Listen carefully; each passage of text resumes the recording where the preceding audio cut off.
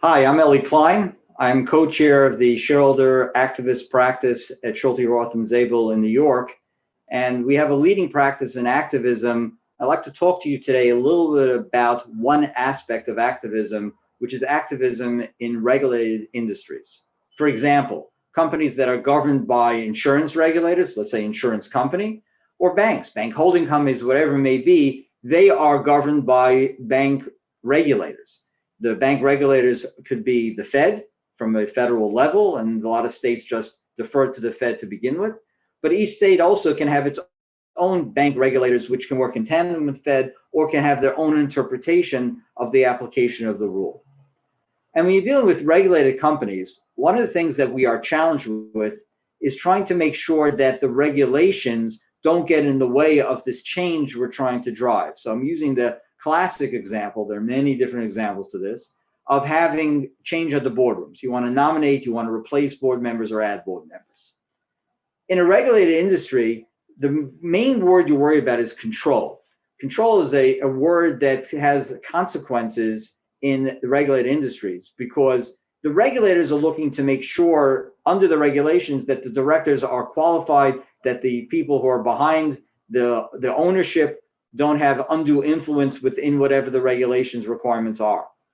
So for example, in banking, if you stay under 5% with some Fed amendments at the beginning of last year, you usually don't have too much to worry about in terms of your campaign. Maybe you're making sure most of the directors are not going to be affiliated with the actual shareholder, but that's usually the case anyway.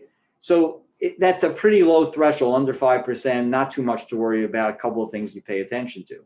As you get higher, 25%, for example, is assumption of control. Between 5 and 10, 10 and on, there are different levels of assumption of control and requirements to avoid that control, because the consequence of control is you have to do applications, you have to get approval, you have to go through a much more involved process, which may not even be possible in some situations.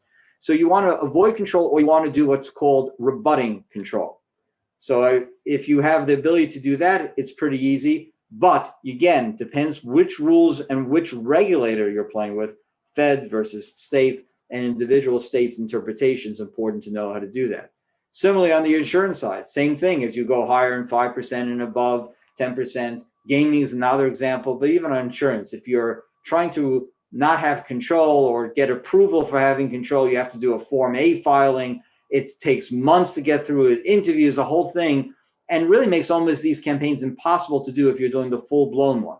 Nothing's impossible. We've had a lot of success at every level, but it's very, very hard and very challenging to get it done.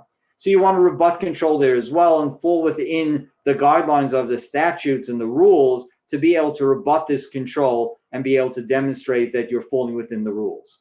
There are challenges. We've been involved in many campaigns where the states will have a specific interpretation that could frustrate the desire of being able to get something done. So it's very important to identify early on and to deal with what those things are. I'll tell you one of the most practical applications of this control. One of the problems that you have to deal with is I talked about below 5 up to 25 and different assumptions around control.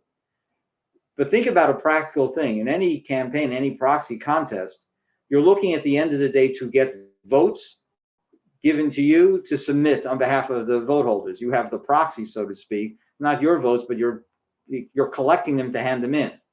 So at least for a moment in time, you're holding in your hands to hand in a collection of votes that hopefully is a majority of the votes of the company, a majority of the quorum.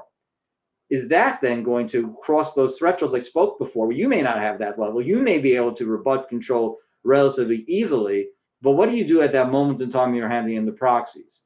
Most of the time it shouldn't be a problem, but there are specific regulators or state applications of the regulators where they will take a more strict reading, perhaps on their own, perhaps because the lobby to do so. However they get there, you end up with a situation that can be a challenge in terms of being able to deliver the result you're looking to deliver. So we've had to maneuver with this. We've had to deal with it. It's a more involved process sometimes, again, depending on state, depending upon your ownership, depending upon what you're doing and how easy it is to rebut a presumption of control.